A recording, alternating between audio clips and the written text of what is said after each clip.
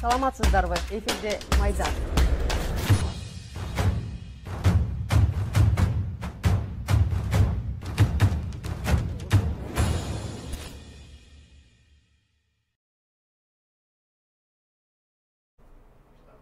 Саламатсыздарбы? Эфирде Майдан, Говорит ТВ интернет телеканалы саясий дебаттарды улантат. Берүүнү мен Кайыргүл Урумканова алып барам. Биз түз эфирдебиз.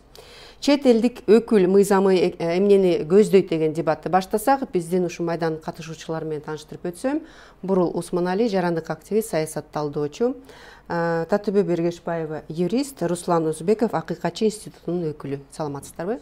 Бул жерге биз ушу мыйзамдын демилгечилерин да чакырганга аракет кылганбыз, бирок тилекке каршы алар келишкен жок. Алардын да талапташтары да келе алышкан жок. Келе албайбыз дешти, бирок билбейм эмне үчүн. Бирок ошого карабастан биз чет элдик мыйзам деп негизи мындай аталып келе жатат, бирок анын коммерциялык эмес уюмдар боюнча мыйзам, жөнүндө мыйзам деп расмий аталат. Бул тууралуу долбоорду, ушу долбоорду депутаттын көбүнчөсү эң башында колдошкон.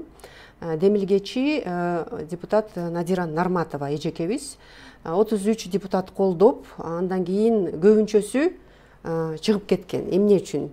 Анткени авторлор баш тарткан себеби документ ашыкча чөктөөлөргө алып келерин моюнга алышып, анан негизи биздин элди мындай азыркы убакытта бүт жер эле кыйнап атпайбы? Экономика жагынан да, дүйнөдө да согуш болуп аткан, бүт жагынан эл кыйналып аткан кезде мындай мыйзам дагы бир ушундай чектөөгө алып келсе, биз чын эле ушу элге карата каршы мыйзамды кабыл алып калабыз деген себеп менен көп депутаттар чыгып кетти демилгечилердин авторлуктарынан. Бирок кээ бирлери калып калышты. Анан биринчи окуудан Жогорку Кеңеш кабыл алып берди бул мыйзамды. Экинчи окуудан концепциясын деп айтылды.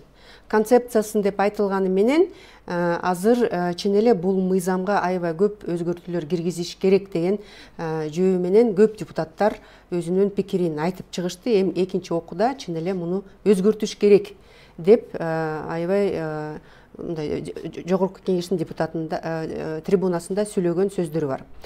Бирок эмне үчүн биз бул мыйзамды азыркы убакытка койдук талкууга? Анткени мына курултай өтпөдүбү бир жуманын ичинде.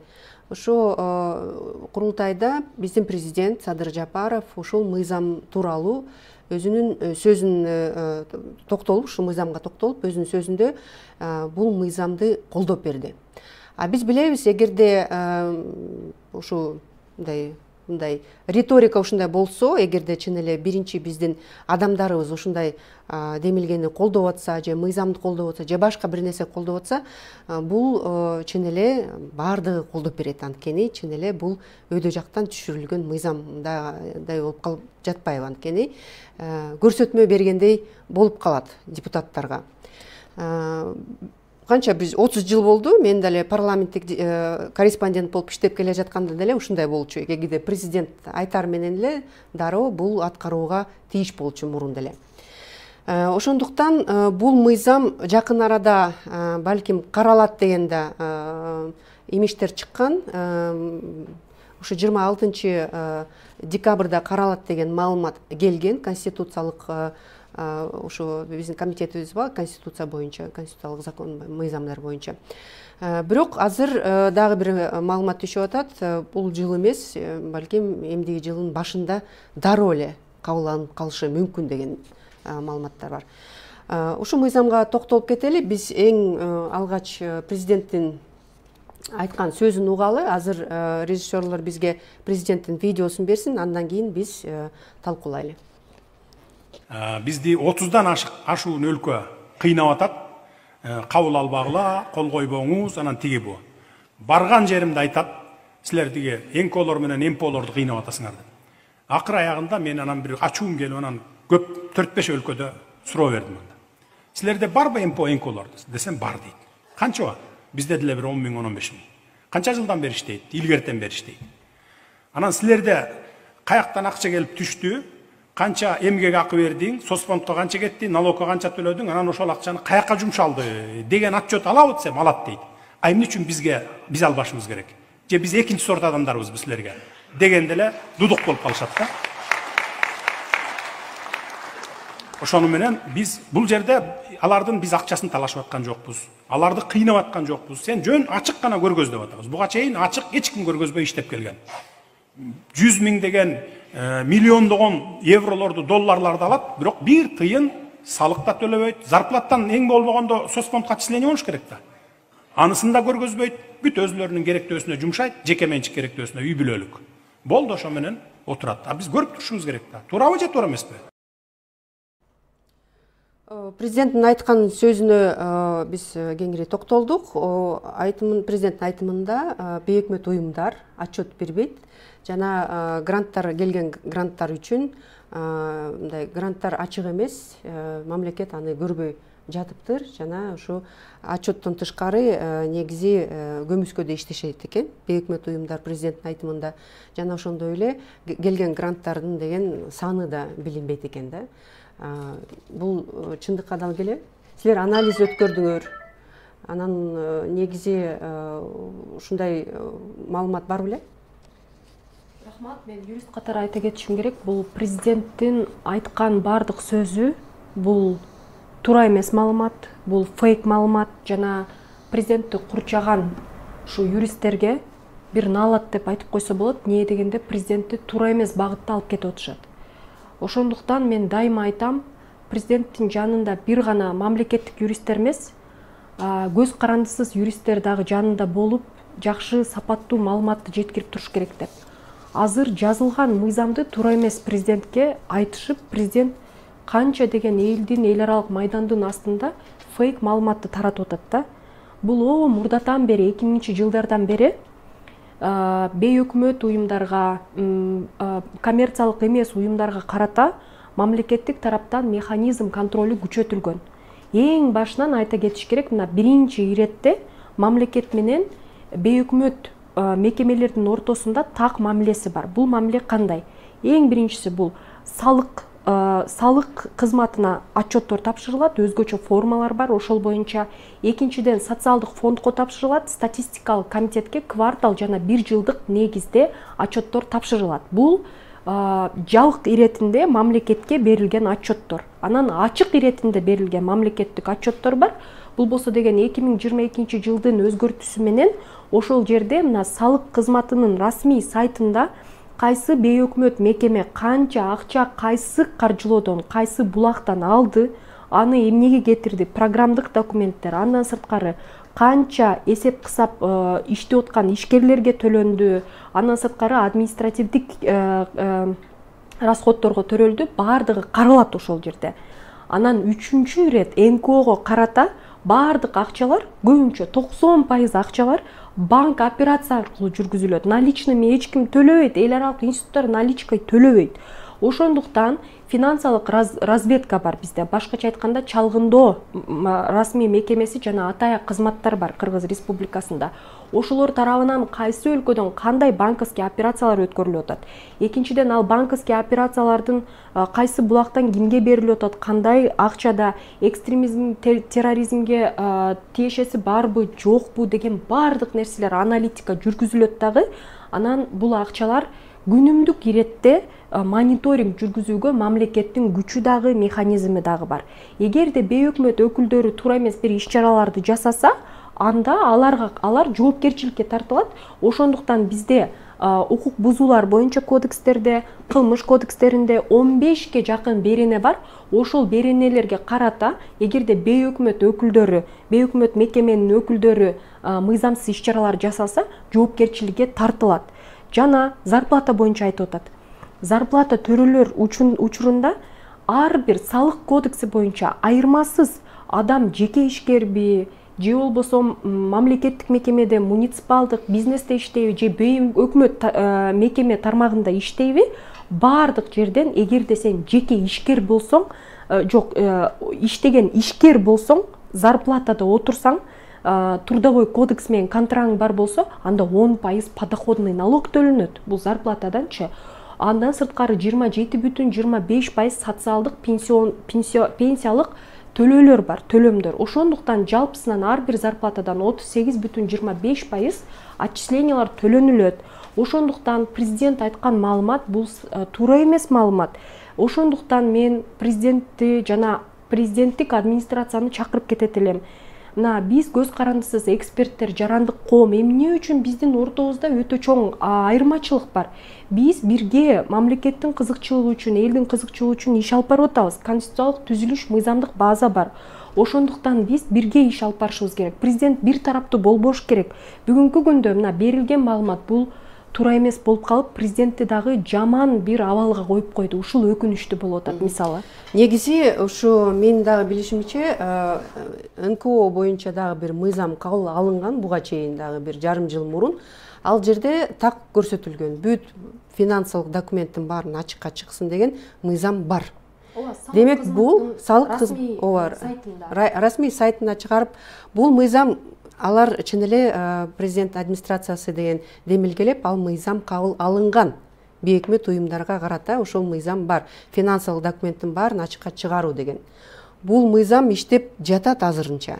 Анан бул чет элдик өкүлдүн мыйзамдын артында эмне турат, эмне үчүн ушу финансылык документтерди көрсөтпөйт, финансылык каржылоосун биз көрбөйбүз, башка чет элдик мындай өкүлдөр таасирин тийгизип атат бейөкмөт уюмдарга. Аны ошо бейөкмөт уюмдар бузуку дегенге чейин барып атышат да. Эмне үчүн азыр ушундай коомдо мындай ажырым болуп атат. Сиз айтып атпайсызбы, ажырым биз мындай бейөкмөт эмес, жөн эле юристтер менен, биз эркин юристтер менен, анан жана администрациянын ортосунда чоң ажырым бар. Биз менен такыр эсептешпейт, жана биздин укугубузду да алар колдошпойт. Ошол эле кезде биз менен да мындай кеңешпейт деп айтып атасыз. Ошол эле кезде ажырым ушу жарандык коом менен жана президент администрациясы менен жана жогорку кеңеш менен ортосунда болуп атат да. Анткени азыр бейөкмөт уюмдар чын эле элдин көзүндө бузуку деп аталып, каралуу аябай чоң күчүн алып турган кез. Муну жашырбай деле койсок болот. Фейсбукту ачсаң эле баары эле жаман киши, жаман көрсөң эле сен НПОсуң деп коет. НПО деген бул алардын көзүнчө бул деген жаман деген сөз болуп калды да. Бул эмнеге ушундан улам дагы бир суроо. Эмне үчүн мындай болуп жатат биздин Кыргызстаныбызда? Саламатсыздар. Мен дагы айтып кетсем, саясат талдоочу катары карасак, бул жерде чынында бул саясий суроо, бул юридикалык дагы суроо эмес. Сиз өтө жакшы майдалап чечмелеп бердиңиз. Чындап эле жана президент айткан нерсе анын чындап негизи жок. Анткени ал чындап эле отчет беришет. Антип айтканга эч кандай негиз жок. Президент популизм катары мындай манипуляция кылып атат да, элдерге ушундай НПО секторду, жарандык коомду демонизация катары көрсөтүп, алар ушундай байып көрсөтпөй атат чөнтөгүн деп. Чындыгында бардыгы каалаган киши ачса көрүнөт ошо салык вебсайтта. Анан бунун түпкү максаты НКОну жана жарандык коомду контролдоо, тизгинге алуу. Сиз туура айттыңыз, өйдөдөн ылдый кара. Бул вертикаль деген да. Вертикаль үстүдөн ылдый кара баарын контролдоо. Анткени жарандык коом горизонталдуу иштейт да. Алар мындай макулдашуу, сүйлөшүү, ар бир мыйзамды талкуулоого чакырат. Албетте алар грант алат. Бирок ал гранттын бардыгы өтө катуу, тескерисинче мамлекеттен дагы катуу эрежелерге баш ийип, өтө эч кынтыксыз тапшырышат отчетторду. Сиз айткандай жанагы 38-25 дегендей ошончо көп процентти ошо гранттын ичинен төлөнөт. Кыргызстандын налогуна кетет ушул, соцфондуна кетет. Мен да илгери ОБСД иштегенде биз грант берчү элек. Ошондо бюджеттин баарын көргөм. Ар бир айлыктын соцфондко, налогуга кеткен акчаларын бүт көрүп турат. Донор акча бергенде алар кабыл алганда бардыгын карайт. Демек, жанагы финансылык, юридикалык деген суроо ал жерде чындыгы суроо эмес. Бул анан дагы айтып кетер нерсем, президентке юристтер туура эмес маалымат бериптир деп атпайсызбы? Бул президент өзү туура, өзүнө айтышыбыз керек. Анткени айланасындагылардын күнөөсү жок. Бул замысел, бул ой президенттин өзүнө же болбосо Надира Нарматовага келген ой да. Анткени алар бул ойлонуу демократияга каршы. Кыргыз эли илгертен эле ичинде духу демократиялуу да, бул батыштын нерсеси эмес. Биздин тарыхта Манасты ачсак деле бардык эпостарда кеңешип кесүү деген сөз бар. Ошол сыяктуу кыргыз элинин духунда ушинтип кеңешүү, ар бир нерсени талкуулоо деген нерсеге албетте каржылар колдоп, жана демократияга жакын уюмдар каржы берип, грант берип, ошого кызганып атат да. Анткени алар критикалап атат кээ бир суроолорду. Анткени юридикалык жактан акысы бар, ар бир жарандын акысы бар, бир эле НПО эмес. Анан бул жерде ошол кыйтырчылыктын бир жери, биринчиден туура эмес маалымат айтып атат, сиз айткандай. Ал жерде баары ачык. Жашырды дегенге негиз жок. Экинчиден мамлекет өзү бардык ар бир мамлекеттик институт, орган чет өлкөдөн донорлор аркылуу акча алат. Аларсыз эч нерсе жок, бардык жанагы тегерек столдор, бардык мейманканада өткөн жолугушуулардын бардыгы донорлордун эсебинен болуп атат. Ошондуктан алар өздөрү очойгон акчаларды алып Минфин аркылуу келет, анын баары ар бир мамлекеттин иш-чараларын бүт ошо карап турат. Ал эми НПОго келген акчанын бул кызгангандыгы эркиндик бербөө. Алар бизден да ашып, демеле бизди контролдоп, температурабызды чыгарып атат деген мамиледе. Бул чыдабастык. Демократия оңой эмес. Демократия, мисалы, мен экөөбүз деле эртең бийликке келсек, бирөөбүздү бизди критикаласа, биз да жеңибиз келет, чындыгында сиз деле. Бирок ошого личностка өтпөй айтса, биз чыдашыбыз керек. Ошон үчүн барабыз. Чыдабасак барбашыбыз керек ал жакка. Булар оюндун эрежеси менен ойногусу келбей, бардык нерсени зулум катары мындай тырмактарын салып, мен кылгандай болбосун, мен азыр мыйзамдар аркылуу мычкып коебуз дегендей кылып атат да. Бул өтө коркунучтуу. Бирок мен оюмча кыргыз эли мунун баарын жута бербейт.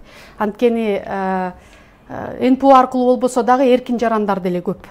Мындай гранты жок деле иш кылган, каттоосу жок деле жарандар чогулуп иш кылса болот, өздөрүнүн чөнтөгүнөн чыгарып деле. Бирок бул Надира Нарматова менен ошо президентибиз айткан нерселер чындыгында Кыргызстандын конституциясына дагы үндөш эмес. Рахмат. Рахмат. Руслан Озубеков ушу Акыйкатчы институтунун өкүлү бизге келип отурат.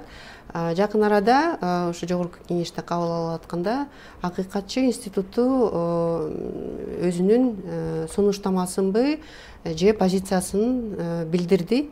Ошо боюнча сиз да бизге маалымат берип койсоңуздар, азыркы убакытка чейин ошол позицияда турасыздарбы же өзгөрүлдүбү позиция? Саламатсыздарбы? Бул мыйзам долбоору, негизи эле мыйзам өзү коммерциялык эмес уюмдары мыйзамына кандайдыр бир өзгөртүү киргизүүлөр өтө оор өтөт. Буга 4 жыл, сиз жана белгилеп кеткендей, 4 жыл мурунку дагы неме дагы талкууга алып чыккан мыйзам долбоор дагы аябай кызуу талкуусун жараткан. Анда дагы ошо 4 жыл ровно болду, декабрь айында чыккан экен. Ал кезде де Акыйкатчы өз позициясын берген. Жеке эле ушу майдандарды уюштура бастан эле тегерек столго отуруп, баягы Кыргызда эжекебиз белгилеп кеткендей, кеңешип кеткен бармак оорубайт дегендей, бизде бир ушундай бир эмебиз бар. Улутубузда баягы кеңешип иш кылсак, буйруса иш алдыга жыларбы деген ойда. Анан бул жолкусунда дагы Акыйкатчы институту өзүнүн позициясын билдирип, эгер мүмкүн болсо Акыйкатчы институтун баягы берген позициясында да турат, сиз сурооңузга ошону бир цитата кылып кетсек, мыйзам долбоору менен Кыргыз Республикасынын бизде ушу эң ушу мыйзамга мындай кооптуу болуп эсептелген эмебиздин бириси ушу кылмыш жаза кодексинин 200-1 беренесине жарандарга зомбулук көрсөтүү жана алардын ден соолугуна башка зыян келтирүү болбосо жарандарды жарандык милдеттерин аткаруудан баш тартууга же башка укукка каршы жосундар жасоого үндөө менен байланышкан бирикмени же НКОда башка коммерциялык эмес уюмду же болбосо түзүмдүк бөлүм түзүү, ошого тетет ушундай бирикмени уюмду түзүмдүк бөлүм жетектөө менен байланышкан чет өлкөлүк коммерциялык эмес уюмдун же болбосо коммерциялык эмес уюмдун түзүмдүк бөлүмүн түзүү үчүн жоопкерчиликти караган толуктоо сунушталган да. Мыйзам долбоору менен сунушталып жаткан берене бир катар маселелерди жаратат деген ойдобуз. Себеби дегенде колдонуудагы кылмыш жаза кодексине жана Кыргыз Республика укук бузуулар жөнүндө кодекстин жарандарга зомбулук көрсөткөндүгү жана алардын ден соолугуна зыян келтиргендиги үчүн жоопкерчилик жана жазанын тиешелүү түрлөрү уже каралган да. Бүгүнкү күндө бар, бирок ошого карабастан мыйзам долбоору сунушталып жаткан жазык жоопкерчилигин жана жаңы түрүн белгилөө бир эле укук бузуун жасагандыгы үчүн кайра жазалоо алып келиши мүмкүн деген пикирдебиз. Себеби де баш мыйзамыбыздын 58 беренесинин 3 бөлүгүнүн талаптарына ылайык бул сунуш дал келбейт деген биз пикирди билдиргенбиз. Экинчиден, мыйзам долбоору менен сунушталып жаткан кылмыш жана жаза кодексинин 201 беренесинин 2 бөлүгүндө бирикмелердин, уюмдардын ишине активдүү катышуу деген квалификациялык белги каралган экен. Бизде бул дагы суроо пайда болгону, себеби дегенде пассивдүү деген актив болгондон кийин пассив дегенде түшүнүк да болуш керек. Ошон үчүн бул пассивдүү деген, активдүү деген кандай немеси, катышуунун башка түрлөрү эмнени билдирер жана алар бирикменин ишине активдүү катышуудан эмнеси менен конкреттүү айырмасы бар экендиги биз көргөн жокпуз. Ошондуктан бул маселени боюнча дагы сунуш келтиргенбиз. Кыргыз Республикасынын кылмыш жаза кодексинин 41 беренесинин 1 бөлүгүнө ылайык аткаруучулар менен катар уюштуруучулар, тукуруучулар дейт, же көмөкчүнүн кылмышка шериктеш катары таанылат. Себеби дегенде бул да жогору жана конституцияда барбы дегенде эле уже бул кодексте да бул жаса жоопкерчилик да каралган. Рахмат. Ошондой.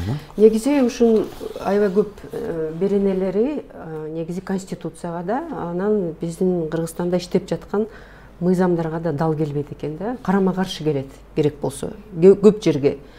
Анан ушундай мыйзам карама каршы келип аткан башка мыйзамдарга негизи иштей алабы же иштете беришеби? Бул жерде баардык нерсе өзү негизи бүгүнкү күндө президенттик администрациянын жүргүзүп жаткан жалпы саясаты формалдуу иретте бул конституция менен, бирок практика иретинде де факто көбүнчө түшүнүк менен жүргүзүлүп аткан саясат. Ошондуктан эң башынан айтканбыз, конституциялык түзүлүштө биринчи ирет көп приоритет президенттик институтка берилип атат. Бул жерде сот менен жогорку кеңеш жабыркап калып атат деп. Бүгүнкү күндө биз ошонун натыйжасын көрүп атабыз. Президенттик институт күчөйгөн кезде күч куралдар блогунун ролу күчөйөт. Бүгүнкү күндө күч куралдар блогунун ролу абдан чоң. Ошондуктан сот системасы дагы, президенттик институт, жогорку кеңеш дагы көп учурларда алсыз саясий чечимди президенттик администрацияга көз каранды. Эми биздин мыйзамга келсек, мен жалпысынан эң башынан бери ушу эки мыйзамга чоң көңүл буруп, ушул мыйзамдар боюнча системдүү иретте укуктук талдоо берип атам. Бул бейөкмөт коммерциялык эмес уюмдар боюнча мыйзамга, экинчиси бул массалык маалыматтар каражаттары боюнча эки мыйзамга. Бул мыйзамдык долбоорлордо же демилгелерде азыр бейөкмөт уюмдар боюнча айтып кетсек, билесиздер, депутат Надира Нарматова тарабынан сунушталган ошо бейөкмөт уюмдар боюнча иштеп жаткан мыйзамга кошумчаларды киргизели деп. Ошол жерде чет өлкөлүк өкүл деген демилге сунушталган. Ал жерде мынтип айтып атат: ким саясатка кошулса, анда адамды организациясын ликвидация кылып, же болбосо убактылуу токтотуп, анан эгерде ошол нерсе аныкталса, анда саясий ишмердүүлүгү, анда 10 жылга эркиндиктен кесилсин деп. Ошондо кылмыш кодексине дагы кошумча сунуштоолор болуп атат да. Анан бул жерде өтө чоң ролду Венециялык комиссияга чейин бул мыйзам долбоору жеткизилди. Институт омбудсмен аткарып атат. Ушу институт омбудсменге рахмат. Чыныгы жакшы сапаттуу иштерди кылып, адам укуктарын коргоочу механизмди айтып атышат, болбойт экен деп. Мен юрист катары айтып коеюн, негизи конституция боюнча биз демократиялык укуктук өлкөдө жашаганыбыз үчүн ар бир жаран өзүнүн оюн айтып, саясий процесстерге кошулуп, жана бийликтен отчетторду талап кылууга укуктуу. Ошондуктан мыйзамга кошуласыңбы, эртең мага суу жетпейт деп чыгасыңбы, же болбосо мен салыкты мындай иретте төлөгүм келбей атат, мага өтө чоң өлчөмдүүлүк берип койдуң деп чыкканда, ушунун баардыгы саясий маселе болот. Ошондуктан аныкташ өтө кыйын. Эл аралык доктринада саясий маселе деп бөлүштүрбөйт. Ошондуктан көптөгөн механизмдер бар. Мамлекеттик институттар кантип иштеш керек, жарандык институттар кантип иштеш керек, экөөнүн ортосунда кандай механизмдер колдонуш керек, мамилелер, ошонун баардыгы мыйзамда каратылган. Бүгүнкү күндө мына бул жерде коллегабыз жакшы айтып кетти. Бул кичине саясий плоскостька чыгып, кандайдыр бир Кыргызстанга тышкы таасирдин айынан Кыргызстан алсыз кандайдыр бир абалда калып калгандыктанбы, же бул президенттик администрация тандаган бир саясий курстун айынанбы, көптөгөн конституциядагы каралган нормалар башкача чечмеленип атат. Эми эки долбоор боюнча маалымат берип кетсем. Депутат Надира Нарматова тарабынан 1,5 жыл мурун сунушталган. Ошол сунушталгандан бери 39 депутат эжени өзүн кошуп киришти дагы, ошонун ичинен бүгүнкү күндө 19 калды. Мына 19 депутат калды, 20сы чыкты. Ошо менен айтарым, депутаттар дагы билип билбей туруп кошулуп, арасынан биз иштеп, мына бул сунушталып аткан демилгенин жакшылыгы жок экенин билип чыгышты. Бирок 19 эми принципке кармап турушат. Бирок бул мыйзам долбоору биринчи окуудан өттү, көптөгөн эл аралык майдандан критикага алынды, эл аралык институттар аркылуу дагы. Институт омбудсмен биздин позициябызды колдоп атышат. Бул мыйзам демилгеси кабыл алынбаш керек мындай иретте депчи. Экинчиси, президент администрациясы тарабынан жумуштук топ сунушталган. Анын баштоосу юридикалык отделдин башчысы Мурат Каниметович Укушев башкарат. Анын курамына мен дагы киргем, мына эксперттер тарабынан, жарандык коом тарабынан. Биз эми сизге бул маалымат мен үчүн чындык. Биз ошол февралда түзүлгөндөн бери, мурдагы жылдан бери бир жолу чогулдук, бир жолу. Ошондон бери бир дагы чогулбадык. Мына биз баарыбыз кошулуп жакшы аналитиканы бердик. Бирок ошо биз берген аналитика президент администрациядан сунушталган 10% да кабыл алынбаптыр. Анын ордуна саясий жана социалдык ишмердүүлүк деп экиге алмаштырып Орусия Федерациясындагы жүргөн концепт менен сунушталыптыр. Эми Орусия жаман өлкө эмес, бирок Кыргызстандын суверендүү жүргүзгөн ишмердүүлүгү бар. Бүгүнкү күндө кандайдыр бир түшүнүксүз концепт сунушталыптыр. Мына ошо менен бүгүнкү күндө көпчүлүк элге түшүнүксүз болуп атат. Бирок элге түшүнүктүү болсун деп мен айтып коеюн. Мына депутаттар тарабынан сунушталган мыйзам долбоору бул иштеп аткан бейөкмөт уюмдарга тиешелүү болгон иштеп аткан мыйзамга кошумча сунушталып атат. Чет өлкөлүк агент же өкүлчүлүк, анан саясий ишмердүүлүк деп туруп, кылмыш кодексине 10 жылдык жоопкерчилик киргизем деген демилге бүгүн экинчи окууда жүрөт. Бирок ал кийинки жылкы калды деп эле санай берсек болот да. Бул улантуусу менен бул ушул повестка турат. Арасынан 20 депутат чыгып кетти. Эми экинчиси бул болсо деген ошо Мурат Укушев башкармалыгында турган президенттик администрациянын башчылыгында болуп аткан мыйзам долбоору кайра башынан жазылып чыгып атат да. Ошонун курамына мен дагы кирем. Бирок биз ошол жумуштук топто бир жолу катыштык. Азыр бизге концепти жөнөтүлдү. 8 январга чейин мөөнөт берди бизге. Кийинки жылдынчы өзүңөрдүн сунуштарыңарды бергиле деп. Биз даярдап атабыз сунуштарды. Бирок ал канчалык иретте кабыл алынат, өзү кажет бар беле кайра башынан жаңы мыйзам долбоорун кабыл алынган, бул чоң суроо болот. Рахмат. Негизи Адилет укуктук клиникасы ушу Нарматованын мыйзам долбоорун иликтеп чыгып, ал Орусиянын чет элдик агенттер жөнүндөгү мыйзамына 98% менен окшош экендигин аныктап чыгышты. Негизи бул биздин Кыргызстандын мыйзамы эмес, бул башка өлкөнүн чын эле мыйзамы. Ошол эле кезде башка өлкөнүн мыйзамы менен биздин бейөкмөт уюмдар менен күрөшүп атканына кандай баа берет элеңиздер? Анткени чын эле мындай бул жерде эки маданияттын кагылышы болуп атабы? Же негизи башка курал, башка чет өлкөлүк курал менен өзүнүн эл менен күрөшүп атышабы? Сиз өзүңүз эң туура айттыңыз. Чындыгында бул Орусиядан келген шамал. Адилет клиника туура айтыптыр, 98%. Чынында эле бул диктатура өлкөсүнөн келип аткан шамал. Биздин демократиянын баарын артка үйлөп, баягы илгерки демократиянын аралчасы деген атыбыздан эч нерсени калтырбай, ошонун натыйжасында биз азыр репрессивдүү өлкөлөрдүн катарына кириппиз. Бул өтө өкүнүчтүү, анткени биз жарандар, биз эч нерсе эмес, жүрө беребиз. Мамлекеттин имиджи биздин башчыларга да керек. Анан эң туура айттыңыз, бул демократиялык өлкөдө жашайбыз деп атасыз. Конституцияда ошончо жазылып турат.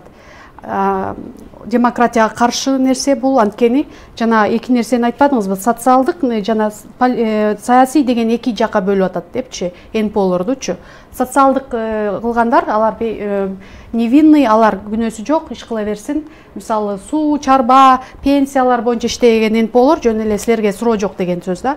А эгер башыңарды көтөрүп саясатка кошула турган болсоңор, же болбосо бир саясий мыйзамдарды ушундайга аралаша турган болсоңор, анда жанагы чет элдик агент деген кызыл тряпка менен коркутуп атат да. Жанагы башына чаап тургандай ушундай механизм түзүлүп атат. Саясатта эки түшүнүк бар да, высокая политика и низкая политика. Жана соц деген ошо низкая политика. Суу, чарба, медицина, пенсия деген суроолор.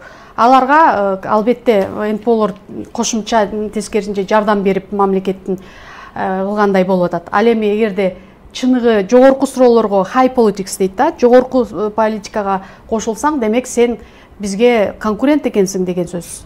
Ошондуктан бул демократиянын эң чыныгы жери ошо high politics, ошол жогорку саясат. Ал жерге мына бүгүн биз ошону сүйлөп чогулуп атабыз. Ина чет элдик мыйзам агенттиги. Ага конституцияга каршы келет биздин. Чын эле сиз туура айттыңыз, экспертизадан өткөргөндө ошонун жоболору, азыркы сунушталып аткан мыйзамдын жоболору азыркы конституцияга каршы келет. Анткени мисалы, мен НПОм бар дейли, бир 2-3 адам НПО ачтык. Мисалы, пенсиялар боюнча бир иш кылып атабыз. Бирок шайлоо келип калды.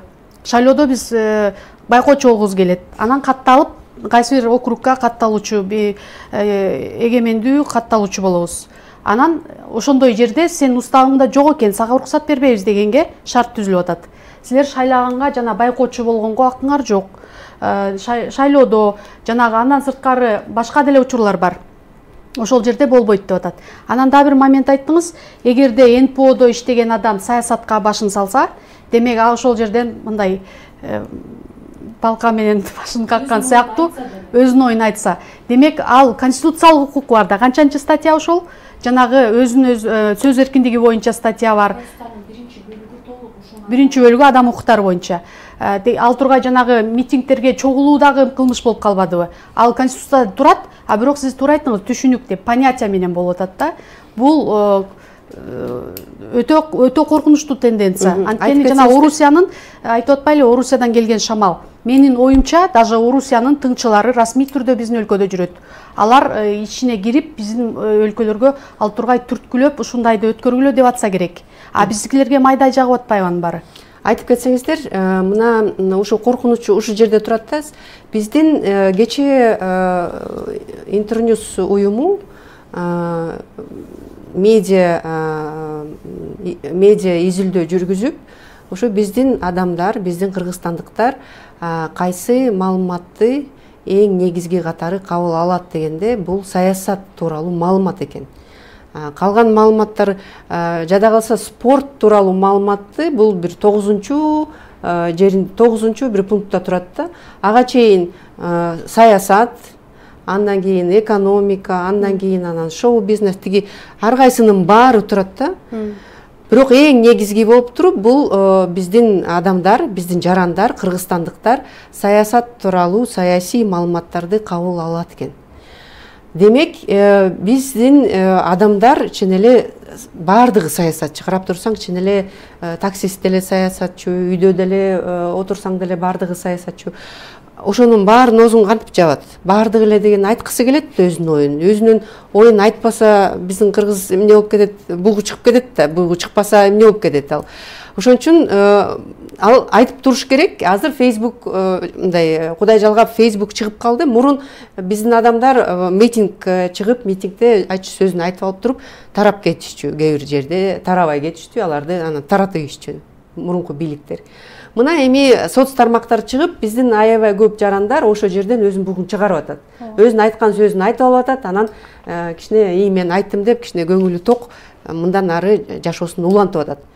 Эми бул мыйзам кабыл алынса, чын эле бүт жарандарга бул таасирин этеби?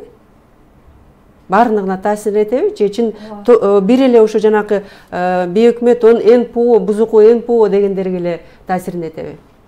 Жалпысынан айта кетиш керек, мына мен эксперттик топто жүргөн өкүлмүн, бирок региондо иштеп, түзмө-түз эл менен иштеген дагы өкүлдөр бар да. Жалпысынан Кыргыз Республикасы өнүгүп келип аткан өлкө. Мен статистикаларга кичине айтып кетсем, Кыргыз Республикасынын ортомчо дайыма мамлекеттик бюджети 2 миллиард доллар түзөт, ортомчосу. Андан сырткары мына бизде 2,5 миллиард долларга жакын акчаны ортончо акыркы 10 жыл бою бизге мигранттар жиберип турушат өлкөгө. Бул бирок мамлекеттик бюджетке тиешеси жок, ички дүң продукцияга тиешеси бар.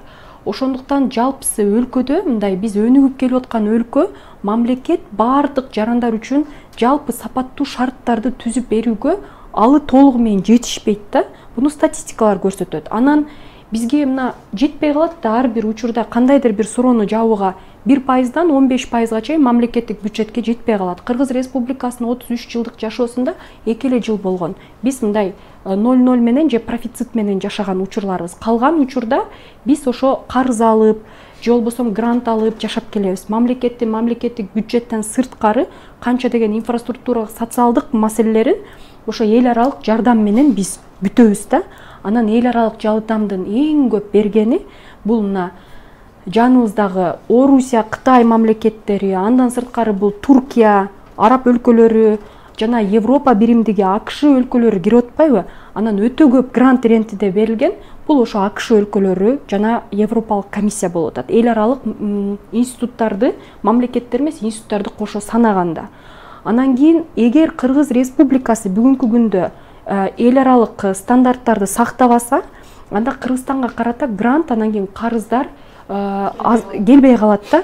Келбей калгандыктан биз көз каранды бир гана Кытайга болуп калабыз. Эмне дегенде Орусиянын коопсуздук тармагынан социалдык иштер жүргүзүүгө алы жетет, бирок акча тараптан Кытай бере алат.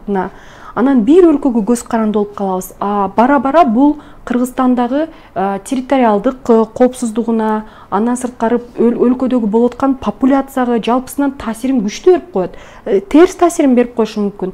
Ошондуктан аны жарандар түздөн түз өзүнө сезип алат. Эмне дегенде мамлекеттен канчалык мүмкүнчүлүктөр азайса, ошончолук биринчи ирет социалдык фактордон сокращение болот. Бул биринчиси. Өлкөдө инфляция күчөйүшү мүмкүн, экономикалык ачык саясатты жүргүзүлбөсө, ал түздөн түз жарандык укук менен бирге кетет да, анда элдердин жашоосу начарлашы мүмкүн. Бул биринчи экономикалык жактан. Ошентип терс көрүнүштөр ар бир жаранга түздөн түз тиет. Аны биздин эл дагы жакшы билет. Болгону бүгүнкү күндө президенттик администрацияда мындай диалог жетишпей атат. Мен ушу диалогко чакырып кетет элем да. Рахмат. Руслан мырза, сиз айтып кетсеңиз, башында биз айтпадыкпы? Чектөөлөр, киргизилген чектөөлөр, ушу мыйзам ичиндеги чектөөлөрдөн улам депутаттар карап туруп, көп депутаттар баш тарттырды ушу мыйзамды колдоп бергенге эң башында. Анткени чын эле чектөөлөр киргизилсе, бул мыйзамды чын эле биздин эл көтөрө албайт деген. Силер укук институт катары кандай кабыл аласыңар ушу чектөөлөр тууралуу пункттарды? Кыргыз Республикасы баягы союз тарагандан кийин башка мамлекеттерде эле союздун демократия жолун тандаган. Демократия жолун тандабастан эле эл аралык келишимдерге катышуучу катары болуп келатат. Ошондуктан ал жерде адам укугуна байланыштуу эл аралык келишимдер ошолорго катышып өзүнө милдет алган сактоо боюнча. Анан ошол сактоолорго чектөөлөр киргизүү биздин баш мыйзамыбызда деле көрсөтүлгөн, соразмерный деп коет. Соразмерный киргизилиши керек. Демек, соразмерный дегенде бул кандай аныкталат ал соразмерность чектөөсү. Ошол жагында бул жогоруда айтып кеткендей, баягы кеңешип кеткен бармак оруп айтты. Бул жерге конструктивдүү диалог керек деп ойлойбуз бийлик менен жарандык коомдун биргеликте бул жерде иш алып барыш керек деп ойлойбуз. Себеби дегенде коммерциялык эмес уюмдардын ишмердүүлүгү, алардын иши элге багытталган да, жөнөкөй карапайым элге. бийликтин иши дагы ар бир мамлекеттик органдардын иши дагы адамдын укугу баягы приоритеттүү болуш керек. Баягы орусча айткандай неме да носит высшую ценность адамдын укугу. Анан мамлекеттик органдардын иши ошого элдердин баягы немесин чектөө эмес, тескерисинче жакшыртуу багытында иш алып барыш керек. Анан белгилеп кеткендей, конституция жазылгандай ушу соразмерность негизи болуш керек. Аны аныкташ үчүн конструктивдүү жүйөлүк диалог керек деп ойлойбуз биз. Ошого чакырып кетет элек да биз. Мен дагы бир чети байкап туруп өтө сүйүнүп атам биздин омбудсмендин биз демократияга үндөш сүйлөп атканына. Мен сиз менен биринчи жолу таанышып атам.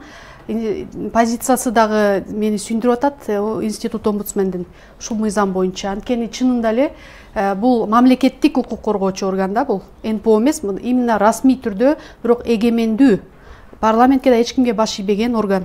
Ушул органдар ушундай ойлонсо, мен бир аз үмүттөнүп атам. Анан экинчиден жана баарына зыян тийеби деген сөзгө мен суроого жообум бар да. Сиз макро деңгээлде айттыңыз. Макро деңгээлде баарына чындыгында өлкөнүн лидерлерине дагы жаман болчу.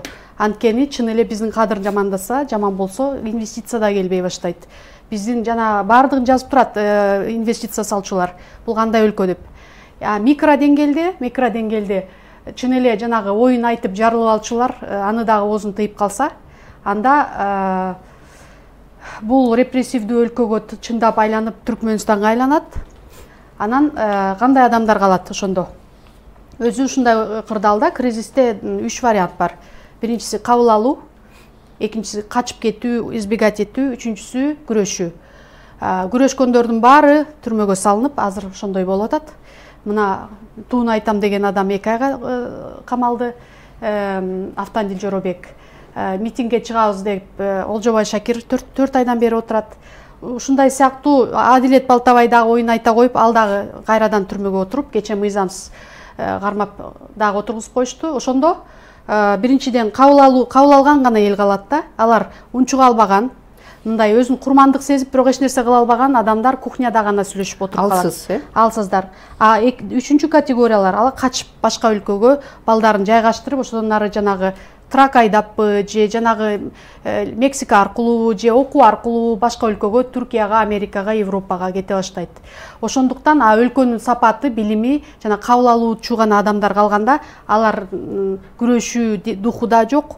Ошо ойдон биз кулга айланып калабыз да. Ошондуктан бул мамлекеттин лидерлерине дагы начар, зыяндуу, жарандарына да зыяндуу. Өтө өздөрү отурган немени жыгачтын астын өзү кыйып аткандай болуп атат. Негизи ушу Орусия өзү чет элдик агенттер жөнүндөгү мыйзамын 2012 жылы кабыл алыптыр. Ошондон тартып сырттан каражат алган же башка өлкөлөрдүн таасири менен иштеген жарандарга жана бейөкмөт уюмдарга чет элдик агент деген макам тагыла башталган. Азыр чын эле баардыгы мен мындай башкача сүйлөгөндүн баары эле деген мен иностранный агентмин деп эле Алла Пугачевга окшогондой эле жүрүшөт да. Анан бул жерде суроо атат төбөбү сизге. Бизде Орусияда 1 миллион 500 миң адамыбыз миграцияда жүрөт. Бир мындай тактап айтканда 500 миңи бул 1 миллион 200 миң деп айтылып атат. Бирок 500 миңи расмий түрдө Орусиянын жарандыгын алышкан. Алардын бул жерде Кыргызстанда тууган тушкандары бар, ата-энелери бар. Анан ошол орусиялык жаран ата-энесине акча жибергенде мигрантта, ал мигрант деп айтылбайт да, бул Орусиянын жараны деп, банк менен жибергенде деген Орусиянын жараны деп кетет да. Акча бияка келгенде ошо алып атканда адам, берип атканда адам бул мыйзамга ылайык мындай алар мигранттарда ушу мыйзамга ылайык жаза алып калабы? Негизи же булар киришпейби? Негизи бул тенденцияда биринчи ирет бул мыйзам бейөкмөт уюмдарга карата азыр сунушталып атпайбы мыйзамдык демилге. Анан кийин бул өзгөчө жеке ишкерликти, коммерциялык жеке ишкерлик адамдарга карата тарайт. андан кийин жөнөкөй жарандарга карайт. Бирок ал фаза 2-3 жыл менен кете турган тенденция да жалпысынан. Бирок жалпысынан айта кетиш керек, расмий белгилер боюнча Орусия Федерациясында бир 1 миллион 200 миңге жакын биздин жарандар кызмат иштейт. Трудовой миграция менен жүрөт да, эмгек миграция менен. Ошонун ичинен 500 миңге жакыны эки жарандыгы бар деп айтат, бирок ал боюнча эч бир жерде мындай расмий булактар жок. Бул айтылган жерге акча которуп атканда Россиянын жараны деп которот акчаны, ошону айтып атам да. Өзү тандайт да, өзү тандайт. Ошого ылайык ушул мыйзамга алар да кирип кетпейби? Бара-бара. Бул мыйзам азыр бир гана бейөкмөт уюмдар үчүн сунушталып атат. Бара-бара ошондой демилге дагы кетет. Бирок бул мамлекеттин саясатына жараша болот. Бул жерге кимдер кирип калат деймби? Кайсыдыр бир өлкө, мына СНГ өлкөлөрүнөн алысыраак болгон өлкөлөр менен кандайдыр бир мамилеси, финансалык мамилеси бар болсо, ошолор бардыгы чалгындоо мекемеси, андан сырткары башка атайык кызматтар, Кыргызстандын атайык кызматтары тарабынан аналитика жүргүзүлүп, жабык иретинде бара-бара ушундай мыйзамдык демилгелер сунушталышы мүмкүн. Бирок бунун түбү эмне менен бүтөт? Бунун түбү ошо Кыргыз Республикасы кандайдыр бир өзгөчө өлкөлөргө көз карандуу болот дагы эл аралык майдандан изоляция болуп калышы мүмкүн. Мен ошон үчүн көбүнчө Бириккен Улуттар уюмунун ичиндеги биздин мүчөлүгүбүз бардыгын, андан сырткары жалпы эл мындай мультипликативный эл аралык мамилени түзүш үчүн көп вектордуу.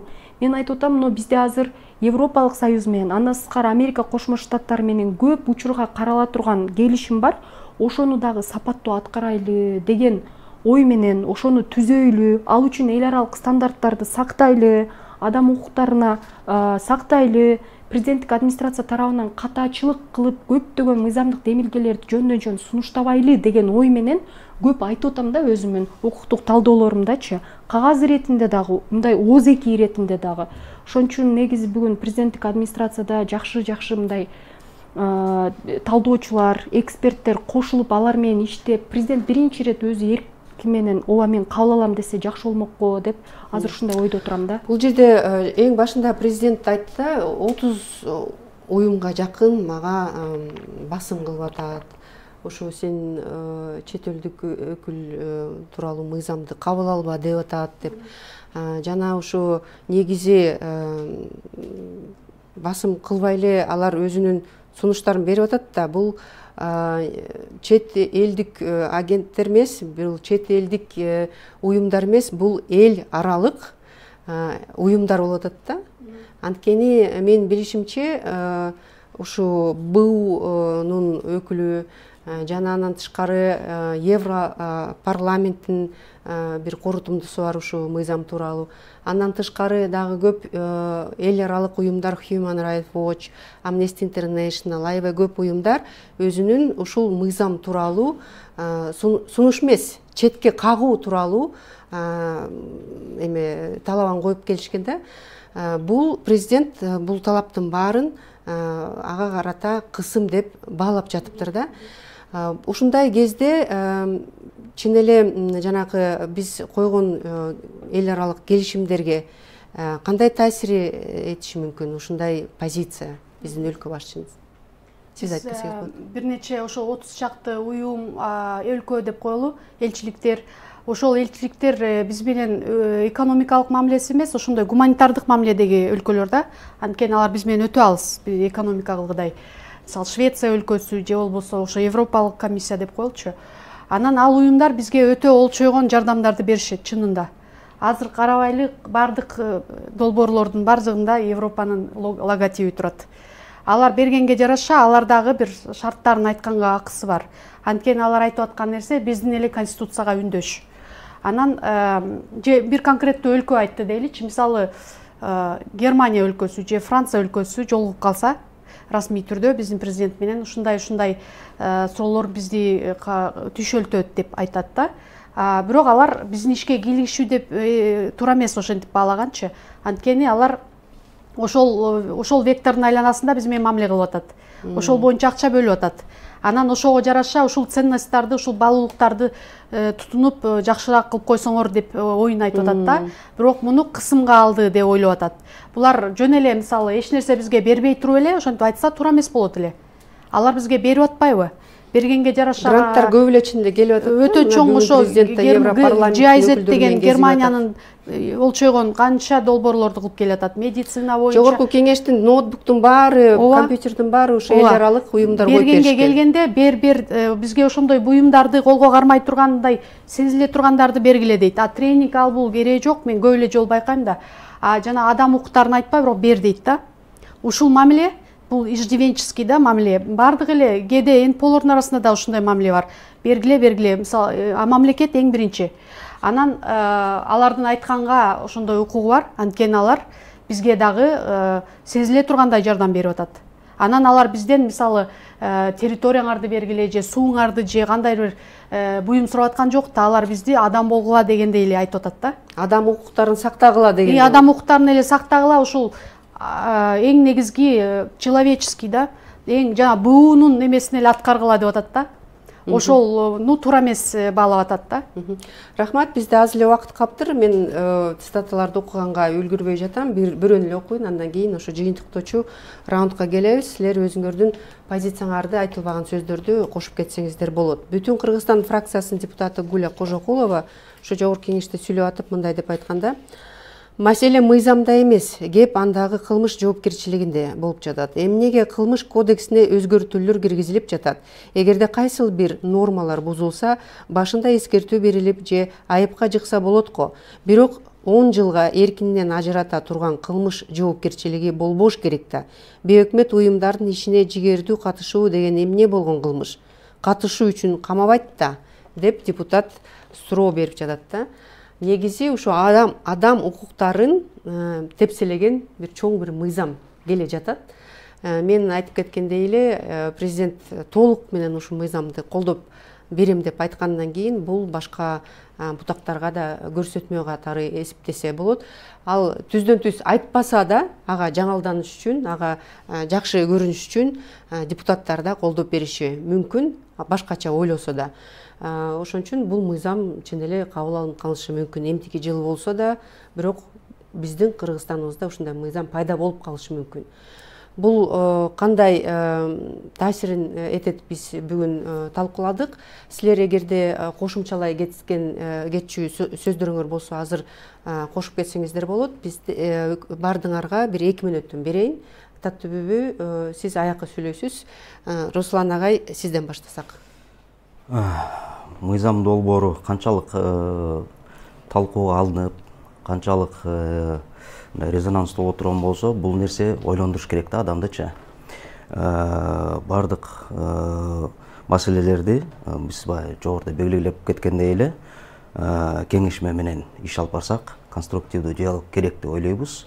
Ошого бүгүн келсек, ошого воля деп коет, ошого бир биргеликте талкууга алып, анан жана азыр белгилеп кеткендей депутаттын цитатасын келтирдиңиз. Бул бул сунушту дагы институт, омбудсмен АККЧ институту дагы бул боюнча дагы өз немесин кооптуу болуп аткандасын, позиция болуп аткандасын да билдирген. Ошо эгер неме боло турган болсо, бул демилгечилер ушул жака дагы катышканса жакшы болот эле деп ойлойм. Чогуу биргеликте иш алып барып, диалог менен чечиш алсак. Рахмат. Бурулайым, сиз. Чын эле бул коркунучтуу мыйзамды жаңы жылдан кийин элдер уктап аткан учурда кабыл алып койушу толук мүмкүн. Жанагы Гитлер эң элдер уктап аткан кезде кол салган сыяктуу 22-июнда түнкү саат 4-тө кол салган экен. Ошол сыяктуу жаңы жылда элдер майрамдан башы чыкпай аткан кезде булар өткөрүп коюшу толук ыктымал. Бирок биздин жарандык коом эл уктабайт, мунун баарын жол бербейт деп ойлойм. Анткени чынык бардык үмүт жарандык коомдо азыр. Анан бул бийликке айтып кетчү нерсем бар. Ар бир келген бийлик ушундай кадамга барган. Атамбаев дагы НПОлорго каршы чабуул койгон. Андан мурда Бакиевдер дагы Акаевдер дагы ошо НПОлорго каршы учурлар болгон да. Анан кийин өздөрү ошол президенттиктен түшкөндөн кийин НПОнун муктаждыгына, жардамына муктаж болуп, кийин анан туура эмес кылган экенмин деп чынында эле Атамбаев айтты жакында. Ошол сыяктуу бул силер биздин партнерлоруңар силер. Жарандык коом тескерисинче жакшылык гана каалайт. Ошондуктан аларга каршы орду казбай эле тескерисинче кол кармашып чогуу иш кылыш керек. Анткени булар канчалык грант алмай сайын ошонун баарын мамлекет үчүн колдонот. Канча адамга иш түзөт. Анан элге кайрылып кетким келет. Биз элдер бул биз абстрактный бир закон болуп атат. Биз тиричилигибизди кыла берели. Бизге эмне бир ошо 5-6 бир активисттер же болбосо бир НПОлор, журналисттер эле чуркай берсин, биз жылуу жумшак карап турабыз деп силер да талкууга катышкыла. Анткени кыргыз эли курмандык эмес, күч, өзүнө өзү кожоюн, эгемен эл болот. Ошондуктан биз жалпы суроолорго кыргыз эли жапырт катышып, мындай адам укуктарын кол тепселөөгө жол бербешибиз керек. Кече жакында 10 декабрда адам укуктары күнү болду. Мен да жаздым, адам укуктары камакта отурат. Чындыгында азыр адам укуктары камакта отурат деп мен айтам. Анткени расмий түрдө конституциялык укуктарыбыз бузулуп атат. Ушул мыйзам дагы ошонун үстүнө кошумча болуп, толук көмүп коймой болуп атат. Биз ага кыргыз эли жол бербейбиз. Анткени биздин ичибизде генетикалык түрдө эркиндикке карата умтулуу, адилеттүүлүккө карата умтулуп отурат. Рахмат. Сизде. Мен айта кетишим керек, Кыргыз Республикасы жакшы жетишкендиктери бар. Бул укуктук база биз жетишкен. Биз укуктук демократиялык деген өлкөнүн статусун жоготпошубуз керек жана эл аралык майдандан изоляция албашыбыз керек. Ошондуктан биз бүгүнкү күндө мына каралып аткан бейөкмөт уюмдар, медиага тиешелүү болгон мыйзамдар, жалпысынан кылмыш кодексине тиешелүү болгон концепциялардын баарын сапаттуу карап, администрация, президент, жогорку кеңеш, жарандык коом, омбудсмен институту жана жарандар болуп бирге сапаттуу карап, диалогдун негизинде жүрүшүбүз керек. Антпесек өтө терс таасирлери биринчи ирет ошо бийлик үчүн болот. Бирок убакыт өткөндө. Рахмат, силерге чоң ыраазычылык билдирем. Биз менен Руслан Үзүбеков, Акыйкатчы институтунун өкүлү, Бурул Усманали, жарандык активист, саясат талдоочу жана Таттыбү Бергешбаева юрист болду. Силерге чоң ыраазычылык билдирем. Биз түз эфирде иштедик. Чет элдик өкүл мыйзамы эмнени көздөйт деген темадагы дебатты ушун менен жыйынтыктайбыз. Урматтуу телекөрүүчүлөр, саламатта болуңуздар. Саламатсыздарбы? Эфирде Майдан.